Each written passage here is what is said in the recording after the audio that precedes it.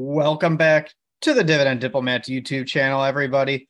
Lanny, Bert, you know us by now. The Dividend Diplomat's nice sweatshirt, Lanny. Everybody, if you want some swag, check out that shop below. It's getting cold. Get the Dividend Diplomat sweatshirt. Lanny's rocking it right there. I have a hooded one. You've got the hoodless. Let's go. In today's video, everybody, we're going to talk about my 3 undervalued stocks that I'm going to be keeping an eye on here in December. Lanny just published his list. I'm going to publish mine today. All right, guys, we're looking at 3 stocks, but smash that subscribe button. Let's go. Happy holidays. It's December. We're counting down to the end of the year, hitting goals, but we need to hit our goal. Hit that subscribe button for us. Give the video a thumbs up. Bert, you've got 3 stocks that you're about to crush in some dividend income here because I know you're about to buy some of these. That's right. But before we do that, everybody, there is one thing we got to address here. Last video. What did we do, Bert? What happened? What happened last video? Last video, we hit 300 likes. And as you guys all know, I am a man of my word. I didn't even tell Lanny I brought this for the video today. I kept this one from Lanny for the big reveal. Show that up a little bit. Get a nice zoom in on that, guys. This right here is the finest 8%, 25-ounce Natty Daddy can. But give it a nice spin too for the community. It's a nice looking can. It is a nice looking can. We'll do it this way as well. Or that can looks like it was stuck in the back of like the cooler freezer department. That you probably find some college kids for that. Yeah, probably because nobody buys this anymore. So it's just been. Let me see when the brew date is. Forever ago. No, I'm kidding. I can't see what the brew date is. But everybody, here we go. I'm not going to drink this entire thing during this, but here, let's get this right by the microphone. Bless our hearts. So we're going to talk to you about 3 undervalued dividend stocks while I sip on a Natty Daddy here, everybody. Cheers. L'chaim. Happy Hanukkah. I'll take it. It's not Hanukkah yet, but all right. So, Lanny, while I'm taking my first sip here, why don't you give a little recap about what's been going on in the market this week? Oh, guys, the S&P 500 on a year-to-date basis, is still down approximately 15%. But they finished off another week up with the week ending December 2nd. Yes, we're in the final month of the year, so this is 3 more stocks to buy in December 2022. Market finished up about 1.66%, consistently stayed now above that 4,000 mark. They're at 4,071. So guys, they're hanging around that barrier. Powell gave a little bit of a presentation a few days ago, really spoke to, again, some of the softer potential future rate increases. So we'll have to stay tuned to that. December 14th, we'll have another rate increase, probably 50 basis points from Jerome Powell at the Federal Reserve. So stay tuned on that. But guys, they're still undervalued stocks, and that's what we're here to bring to you, the viewers, the community, and a 25-ounce Natty Daddy. So, Bert, 3 stocks. We look at the stock screener, the DD, focused on the price to earnings ratio, the dividend payout ratio, and the history of dividend growth, as well as we'll throw in the dividend yield as a bonus metric. Bert's face says it all right there. Can't even hide it. I can't even hide it with every sip, but at least the stocks that I'm going to be looking at are going to be better. Well, Bert, when's the last time you had a Natty Daddy? That was my bachelor party. That was what, 6 years ago? 5, 6, 5.5, 6 years ago. It was a great time. It was a great time. That was the last Natty that I have. So I'm just going to be honest with everybody. We're going to set the bar a lot higher for how many likes next time before we have to have something like this. All right, guys. No. If we hit 500 likes here, I'll also crack a Natty Daddy on our next recording. There it is. All right, 500. I think 500 is a good barrier, Lanny. That's a nice challenge, but let's do it. 500 likes. Let's go. All right. So, as you know, with my portfolio, Lanny's been talking a lot about this. You see, you're making the face, and you haven't even had a sip of Natty Daddy yet. As you all know, Lanny and I have been on this kick to where we're just going to keep adding to positions in our portfolio. It's going to take a lot for us to add a new position, start a new stock. We're not opposed to it. It's just going to take a lot. We'd rather keep building what we already have because we have so many positions. That's going to be the theme here. I found 3 stocks between myself and my wife that we own that we're going to keep an eye on. And what's cool about this now is now that I'm no longer buying Johnson & Johnson every single week, we have a little bit more money to throw and start sprinkling at these stocks that are also popping up on the watch list. So we can start adding to some of these a lot more frequently too. And that's just what we did over the last week or so, especially with this first one. I dig it. Exactly. Adding to current positions. It's a lot more fun too. You get to see that big dividend when it hits quarterly, monthly, or annually or semi-annually. So Bert, I know you own already these three stocks. I actually only own one out of the three that you're about to talk about, and I'm really liking one of them on your list, the one that I also own. All right. But yeah, Bert, let's dive in. We're heading to the banking sector. What is the first dividend stock on your list? Citibank, ticker symbol C. I've talked about Citibank all year long. I even talked so much about it that Mr. Buffett himself said, you know what, Bert, I'm going to crack a natty daddy here with you and also invest in Citibank. Yeah, Warren Buffett jumped into Citibank earlier in the year. This bank has had an interesting 5-year route. They've kind of been stuck in neutral lately. They're shedding some of their businesses. They're slimming down, but overall, they're in that too big to fail bucket. They're in the top 5 banks here, size-wise, in the United States. Year to date, Citibank is down 25%. We know the banking industry is going through things. They're trying to figure out what's going on with the potential recession, with potential deterioration in the credit portfolio. Still, Citibank and so many others are well capitalized to withstand some of this. They're getting through all their analytics, doing all the good stuff, right? So that's why I'm going to try and take advantage and start nibbling and adding to my wife's Citibank position while it's below $50 per share. That's kind of where it is. But let's see, are the metrics still looking right, though? That's the question before I guarantee that we're going to keep nibbling and adding to Citi. I love it, man. I mean, again, the stock's down 25%. I mean, Bert, analysts are expecting 639 when we look at the dividend metrics here on that price to earnings ratio, that first metric, a 7.39, very common right now within the banking industry, but the price to book is even sweeter than that price to earnings ratio. Because it's at what, 0.5? Yeah, their price per share is half of their book value of the company. So just think about that. When we look at price to book for banks, we're excited when one's at 1, meaning it's equal.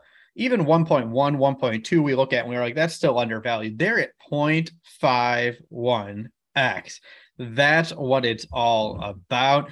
That's why Citibank continues to jump on there. Again, they're not JP Morgan. They don't have Jamie Dimon's world-class reputation, but still, they are doing great. So let's see. Price to book's at 0.51. When you take their current share price, divided by that earnings, their price to earnings is still 7.39. So both metrics are looking great.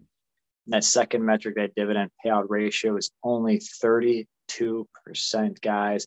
Again, they pay a nice 51 cents per share per quarter per year, 204 on the year, 32%. And Bert, that third metric, that dividend growth, they have so many years of growing. They do. So many, in fact, that I've had more natty daddies in 2022 than years that they have increased their dividend. And that tally is 1. So Citibank, what's been interesting is banks had a kind of a unique situation going through the pandemic, because what they learned from the financial crisis was don't pay out all of your equity, don't pay out dividends, give it all up there. When times get tough, you need capital, you need equity to be able to withstand the bad times. Pandemic, the Fed shut down dividend increases for all major banks until they passed their stress tests. A year later, most of the large institutions did increase their dividend accordingly. Citibank, they performed well in the stress test, but they're like, our dividend's good right now. We're going to hang tight because we have a strong yield, a strong payout. We're just not going to increase it. So their 5-year yield average is 16.27%, but it's very front-loaded to before the pandemic. How about that, guys? Again, 4.32%, down 25%, almost $100 billion company. Citi, looking really solid. We'll show the metrics. We have to talk about this one comment about Natty Daddy online. One of the reviews, in quotes, said, I used to pour lemon juice into my steel reserve to make it taste better. This beer, the Natty Daddy, has that lemon tang with the same alcohol content as the reserve. So it tastes so much better than the reserve. Absolutely beautiful comments, everybody. I could tell you, I can guarantee you that's an accurate review, because I wish I had some of that in there right now, because that is terrible. Every sip is painful, but I'm doing it for the love of the people. I don't back down. Much like we buy the stocks on our watch list when we talk about our purchases, If you meet the threshold that we ask you to meet, we're going to deliver. So please get to 500 likes so Lanny can enjoy this in the next video, not 8% by volume. So guys, that yeah. second dividend stock on Bert's watch list, we're going into a little bit of the tech industry here. Mm-hmm. Bert, you own them. You own a couple competitors as well. And it's just wild right now with this dividend stock. This company is Qualcomm, ticker symbol QCOM. They've been on and off my watch list well throughout 2022. I think last time they were also in the mid 120s at the exact same price once again. What's been interesting, obviously, Qualcomm, their chips, we know what that sector is going to. We talked about Intel, we talked about Texas Instruments, we talked about Qualcomm. Not the best year for the sector. Qualcomm's down 32.5%. They keep hanging in that 120 range. So I'm going to keep potentially nibbling, keep adding 1 or 2 shares here and there, as long as the metrics continue to look right. And every time I run them through the screener, they continue to earn that spot on my watch list. Lanny, you want to run us through the first couple metrics here for Qualcomm?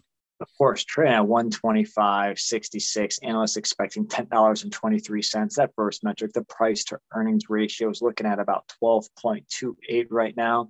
And then we'll slide into second base. We'll hit that double here with that dividend payout ratio. One of the lowest, if not the lowest here on the 3 stocks that Bert's watching right now. They pay 75 cents per share per quarter for $3 a year. And you take that over the $10.23, and man, you got a nice 29% dividend payout ratio, extremely safe. And that dividend growth should be, surprisingly very supportable on a go forward basis. And they've been growing the dividend for the third metric for 11 years. You want to take it from there on the growth? Yeah, and I was going to say, you said it should support the growth, but that's the one thing with Qualcomm. The dividend growth has not quite been there. Their 5-year average rate is 5.52%. So there is a lot to be desired with Qualcomm's dividend growth rate. That said, the other metrics are looking so strong. That's why I continue to add them to the watch list to keep adding to the sector. Their yield with this price decrease is well over 2%. Their dividend yield is 2.39%, which for a tech stock, we know is pretty solid, especially in that sector. So Qualcomm, dividend stock number 2. It's a great one to keep adding, maybe 1 or 2 every week, or especially right now as we're trying to replace Johnson & Johnson every week in our portfolio. Yeah, I mean, it's real solid. The third dividend stock that's on Bert's watch list, we're going into the REIT. We're going into one of the biggest REITs, a dividend aristocrat themselves, over 25 plus years of growing their dividend, 40 bill by market cap. They're now down, guys, this year, almost 12% in the low 60s. We're talking about the dividend income monthly payer and Realty Income, ticker symbol O. Guys, $62.90. And based on that AFFO ratio right now, it's $3.99. So the price to AFFO is actually looking real undervalued at 15.76 on the first metric. Yeah, their annual dividend is 2.98. That gives it the payout ratio of 74.69% when you consider management's target of 3.99 for the price per FFO. So for a REIT, remember, REITs have to pay out a large chunk of their earnings, a large chunk of that FFO. 74% is very, very solid for a REIT and leaves plenty of room for Realty Income to keep increasing that dividend every single quarter. Because the deals are so good, guys. So plenty of room, got dividend growth, dividend yields at 4.74%. Pretty solid for a REIT right now, given the surge in share price over the last few years. Again, 40 bill market cap company, great stock. So right now, Bert's looking at Citigroup, ticker symbol C, Qualcomm, ticker symbol QCOM, and Realty Income, ticker symbol O. We'll show you the metrics here on the screen. Bert, in a waterfall analysis, which one's going to be your first one? All right. So let's waterfall this here. Niagara Falls before us. Honestly, I think just looking at the metrics, now that I keep saying I have this extra $350 every single week that's no longer going to Johnson & Johnson. There's zero reason why I can't add to all 3 of these companies. For one time, just looking at all 3, I'm like, I don't need to pick one over the other. I can just add to all 3 of them when the market opens. I think they're all looking great, especially Realty Income as they dabble in that high 4 to high 5. It's always interesting, especially with how high of a quality of a REIT they are. Qualcomm, I'm just going to keep adding. I love the tech sector. My portfolio has always historically had a lower tech allocation, as you've known, Lanny. I've talked to you about this all the time. So just nibbling, adding Qualcomm, adding to Intel in that sector is great right now, especially also beaten down in Citibank. It's very easy to add 1 or 2 shares every single week when they're trading below $50 per share. I think that Natty Daddy is needing some attention right now from you, Bert. I All mean, right.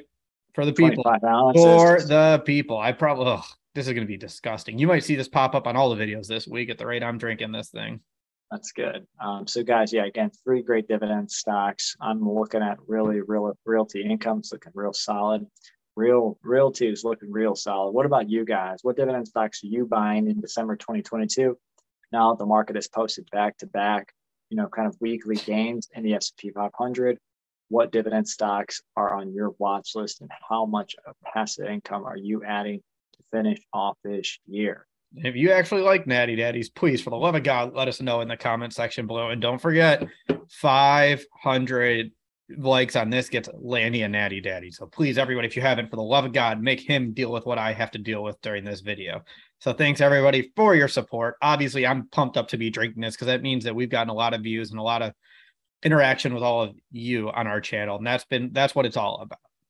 That's what it's all about, guys. That was Bert the Hurt and Lanny from the Dividend Diplomats. Over and out.